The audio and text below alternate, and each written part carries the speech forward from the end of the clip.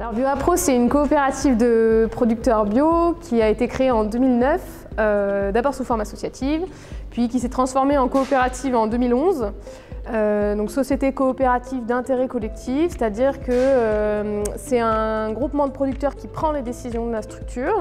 On est 10 salariés, 3 personnes qui travaillent sur la plateforme que vous voyez autour et 7 personnes qui travaillent dans les bureaux entre achat, approvisionnement, comptabilité administrative, commerciale aussi. Quand j'ai découvert BioApro, je suis venu et j'ai découvert ça comme un client un petit peu lambda. Je ne savais pas qu'on pouvait être associé parce qu'on est d'abord producteur-livreur, après on peut devenir associé. Moi je posais mes palettes, ça m'arrangeait bien parce qu'on a un code, on livre quand on veut, on peut livrer la nuit, le matin très tôt, on ne perd pas de temps sur son exploitation. À BioApro, il y a 44 producteurs qui sont associés de la structure. Donc être associé de la structure, ça veut dire qu'on privilégie les produits de ces producteurs associés. Ensuite, il y a des producteurs qui sont apporteurs, qui vont venir nous livrer soit ponctuellement, soit sur certaines saisons, soit sur certains produits quand on a besoin. Et eux n'ont pas la priorité dans les achats de la coopérative, mais ils font quand même partie de notre panel parce qu'ils nous donnent une variété de produits et surtout une disponibilité en volume. Il y a quand même ça qui rentre en jeu sur certaines périodes notamment. On étudie également les besoins. Après, BioApro, par le biais de Julia, elle nous dit cette année, on aurait besoin de 100 tonnes, de 200 ou 300 tonnes de pommes de terre. Qui est capable de les faire? Et entre producteurs, on définit notre prix. Ça, aucune structure peut nous le donner. Vous avez beau vendre à n'importe... Les prix sont jamais, même avec de la contractualisation, à BioApro, on définit, on dit voilà, on vendra tel prix avec ceci, avec ce prix. On pense qu'on gagnera notre vie.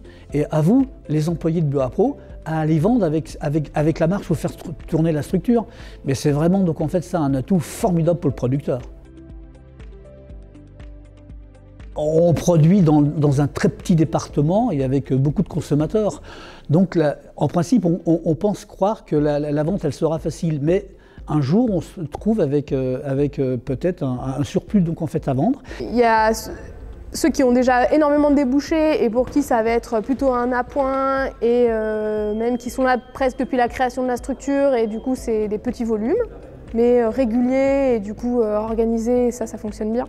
Il y a aussi ceux qui recherchent des gros volumes, qui n'ont pas envie de faire les marchés, qui n'ont pas envie d'aller dans du détail, de vente à la ferme, choses comme ça et qui du coup trouvent très pratique de déléguer la question de commercialisation en fait. Alors les producteurs, ce qui se passe, c'est qu'ils nous contactent quand ils veulent passer des produits via BioApro. La première personne en contact, c'est Laura. Une fois que le producteur a contacté Laura, Laura regarde l'équilibre avec notre gamme. Si c'est équilibré, on le rentre au catalogue. Et alors, une fois que c'est rentré au catalogue, les commerciaux, c'est eux qui prennent le relais. Donc, Laura, elle fait passer les informations de comment est la ferme, toute l'histoire de la ferme, c'est hyper important parce que nous, ce qu'on vend, c'est quand même un produit fermier au départ, qui est bio, certes, mais c'est un produit fermier paysan. Et c'est intéressant de faire passer ce message-là jusqu'au consommateur. Les débouchés de BioApro, c'est essentiellement de la restauration collective, aujourd'hui à 80%. Les 20% restants, c'est 15% de restaurants commerciaux en situation normale et 5% de magasins spécialisés, type Biocoop, voilà, autres réseaux comme ça.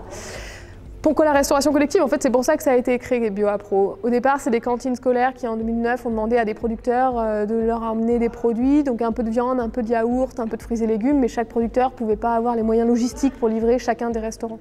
De ce fait, ils ont créé cette plateforme déjà à Brignais, beaucoup plus petite, on avait un tout petit entrepôt, une toute petite chambre froide, on faisait une livraison par semaine, mais du coup on pouvait massifier les produits des producteurs sur une seule palette. C'est ce système-là qui a grandi, qui aujourd'hui représente à peu près, en 2020, 2,4 millions de chiffre d'affaires. La loi Egalim, c'est mettre 50% de produits de qualité dans l'assiette, dont 20% de bio minimum. Ça correspond forcément à des produits qu'on propose et on sent forcément une tendance de la restauration collective vers cette branche de augmenter les produits bio dans l'assiette. Le bio, ça peut être très large. Nous, ce qu'on défend, c'est du bio local, paysan, et c'est important pour nous de montrer qu'on va au-delà de seulement bio et qu'on fait aussi travailler le territoire.